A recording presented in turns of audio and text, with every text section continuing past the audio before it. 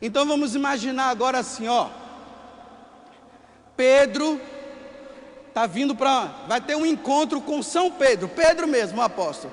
Vocês estão todos sentados, aí Pedro agora vai começar a falar de Jesus. Aí ele diz assim: meus irmãos, abram a Bíblia no Evangelho de Mateus. Tinha Bíblia? Então quando Pedro falava do Evangelho, ele usava a Bíblia? Quando João falava, ele usava a Bíblia? Sabe como é que ele fazia? Ele fazia bem assim: um dia eu estava lá na Galileia, junto com os outros discípulos, aí Jesus me chamou eu, Pedro, Tiago e João, e começamos a subir a montanha, o Monte Tabor, e quando nós chegamos lá, aí o que aconteceu? Jesus começou a ficar brilhando, eu nunca tinha visto uma coisa daquela, isso é Pedro falando. Aí ele ficou com uma veste branca, mais branca do que uma roupa que uma lavadeira lava, e de repente apareceu do lado dele Moisés e Elias, que conversava com eles.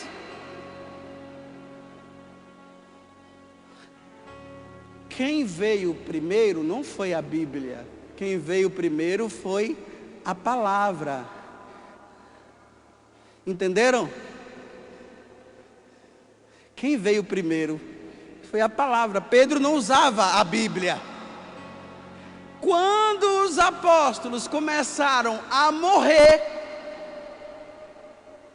a preocupação da igreja no início foi essa: então nós precisamos deixar alguma coisa escrita. Aí Deus começa a se revelar, a inspirar os autores a escrever o que os apóstolos falavam. Então a Bíblia veio depois, viu, meus irmãos?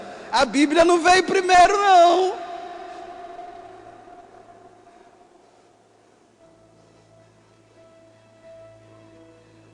Entenderam aqui?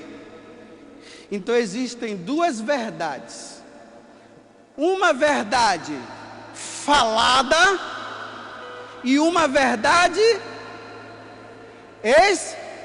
não, agora eu quero que vocês respondam bem forte.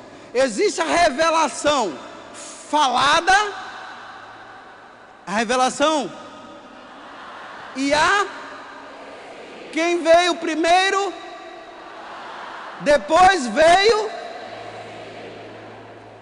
Quem foi que começou a usar a Bíblia? Os que vieram depois dos apóstolos, quando eles já estavam mortos. Aí a Bíblia, lá pelos anos 60, 70, 80, 90, começou-se a escrever. Então na igreja existiam duas verdades: os apóstolos que falavam e os que vieram depois dele, que pegavam o que estava escrito. Você sabe que no Evangelho de João diz assim, né?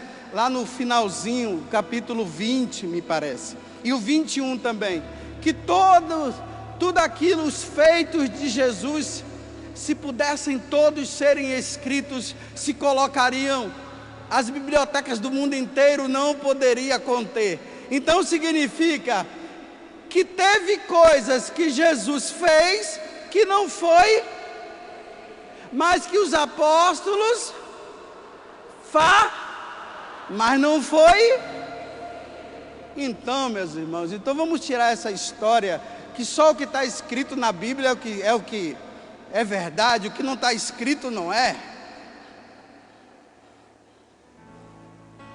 Então vou fazer diferente para vocês. Por exemplo, eu comecei a missa, então faz de conta que esse senhor que está aqui na minha frente, aqui ó, ele vai começar a escrever sobre a minha pessoa. Então ele está ali escrevendo, aí ele diz assim, no início da missa ele começa a escrever: o padre José Augusto entrou com 2 sacerdotes na frente dele. Aí ele veio aqui na frente e incensou o altar. Depois ele ficou ali na cátedra.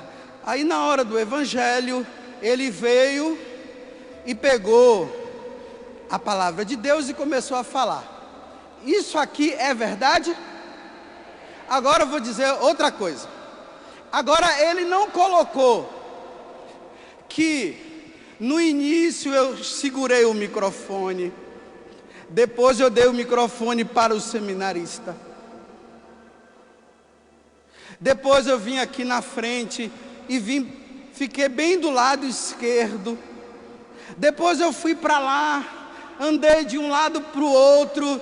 Isso está escrito? Mas por não estar escrito é mentira?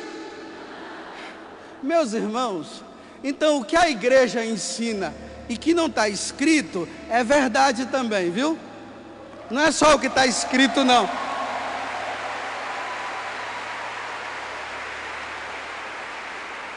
Então, por favor, não entre no próximo ano com dúvida, achando que porque na Bíblia não está escrito que Nossa Senhora subiu ao céu, que isso é mentira.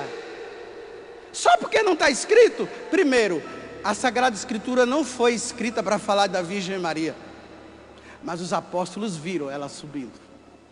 Só não está escrito, e é verdade.